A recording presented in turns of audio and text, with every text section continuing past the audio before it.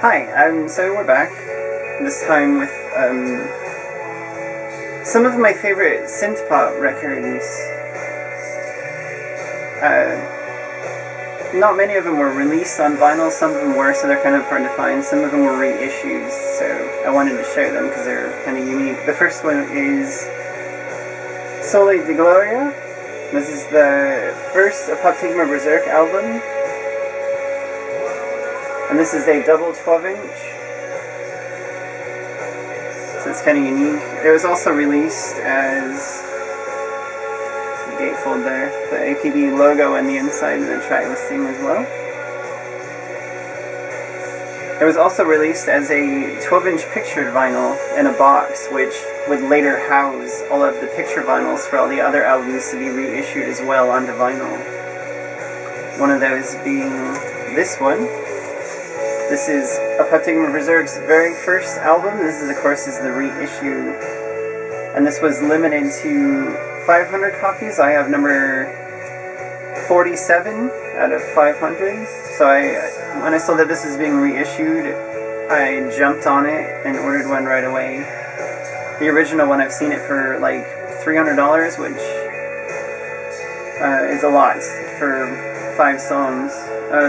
The one thing that's cool about this is if you scratch the cover and you smell it, it smells like soot from a fireplace. It smells like ashes, so it's kind of cool in that way. One thing that I really liked about this one was that it's a limited white vinyl, and side 2 is etched with the little stick figure, and it says Tatra. Tatra was the Norwegian label that Apoptygma Berserk was on. So I wanted to show that one. That one's cool, I think. This one is the first single to come out on vinyl in the US for Apoptygma Berserk. This is Kathy's song.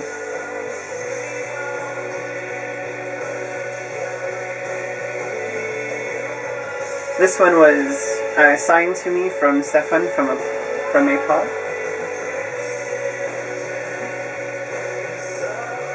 And he signed that to me when we were in the tour van, when we went to Kurt Cobain's house in Seattle. And they did a few acoustic songs just for us, the VIP group that were on the tour, went to the Seattle show. It was very cool.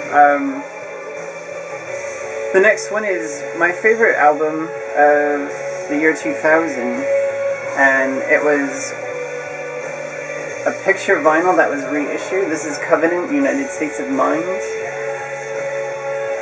Side 2 features a picture of the band.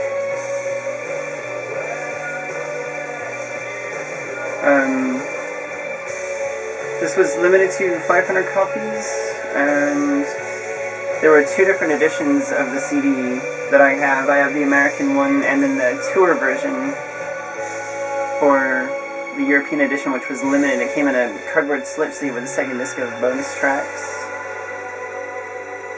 Later, Covenant released a limited to 1,000 copies, Northern Lights. I have number 115 out of 1,000. This was a limited gatefold. This one was signed to me by Eskil, the main songwriter and singer behind Covenant. There's a CD edition, and they all 3 signed it for me on an earlier tour. Actually, it was the Northern Light tour when I saw them in Hollywood.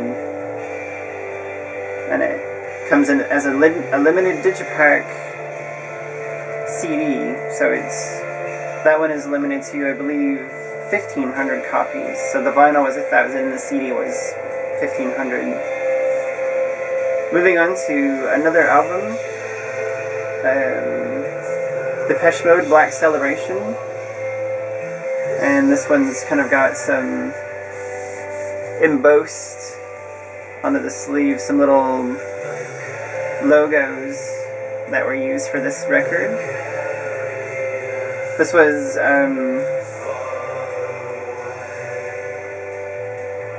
one Depeche Mode record that had always stood out in my mind until later albums came out, like the Violator album and Songs of Faith and Devotion. This was my favorite record up until those albums came out.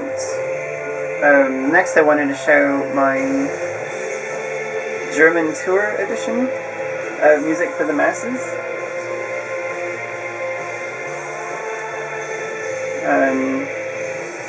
The one thing I liked about this one was the vinyl itself was a very deep blue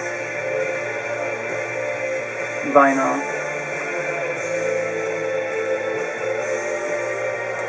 The other day me and Brett were driving around and we were talking about some of these albums because I found some other Depeche Mode singles which I passed up because one already had them too.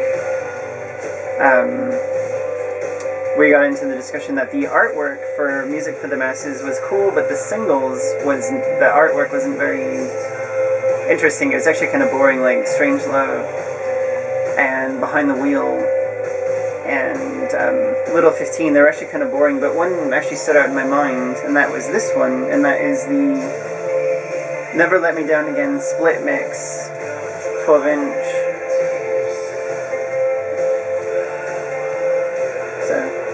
This one had interesting artwork, plus the one thing that was cool about this one was this is the German print, and the German print comes in an orange vinyl, which kind of reminds me of one of those freezer pop treats that you eat.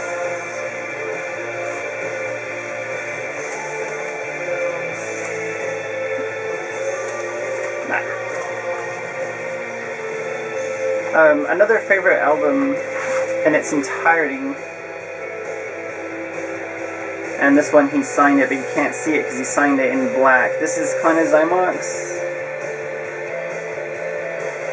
Medusa. I wouldn't really say that this is a synthpop record. This is one of my favorite all-time records. About a little over 20 years ago when I got this, it was my favorite record, but it was one of them that kind of stood out, and I wanted to show it. The first single from it was this one, and this is Luis, backed with Michelle, both Alvin Texas. This is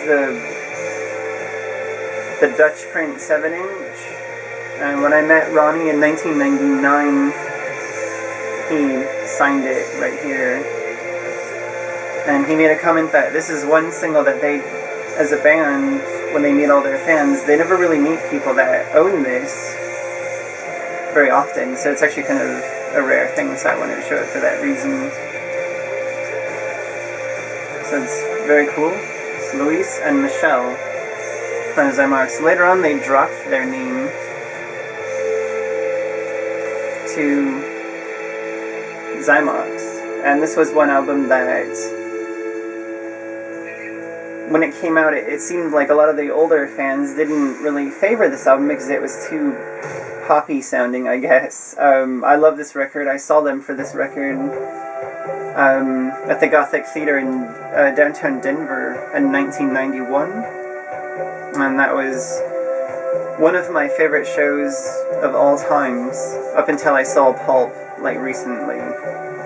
So those are two shows that, if you want to go with concerts that I've been to, I don't even want to guess how many shows I've been to, but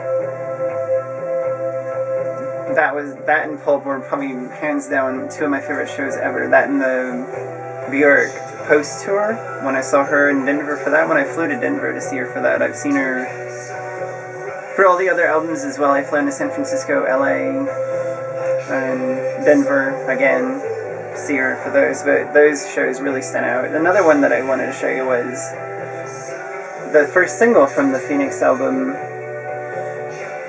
and this is Phoenix in My Heart. This is the import version, which has the Wild Thing outro. In an interview with Ronnie Morings from Xymox, he said that he wanted to attach Wild Thing as an outro just because he said it was a sign of the times that things were kind of wild, or I'm not sure what he's implying really. He just said it was a sign of the times, so he wanted to do a little cover of Wild Thing. The second single was At the End of the Day,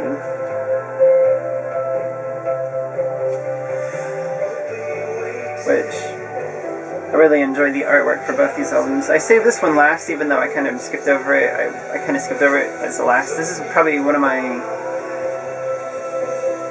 my favorite all-time Depeche Mode records, and that is Songs of Faith and Devotion.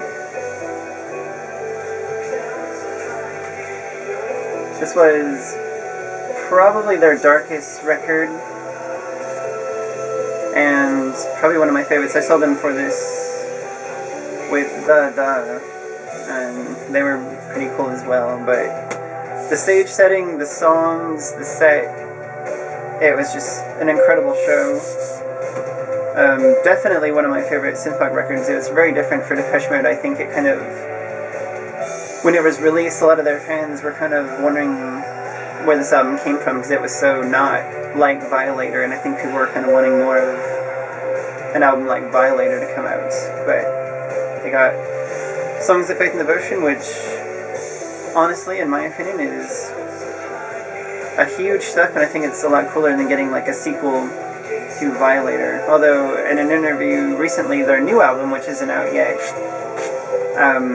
was compared to Songs of Faith Devotion and Violator, so it'll be interesting when that one comes out what it's going to sound like. So, but that's it for today. I'll probably show a few other shoegaze records later rather than synth pop, so we'll probably see you in the next few days with those.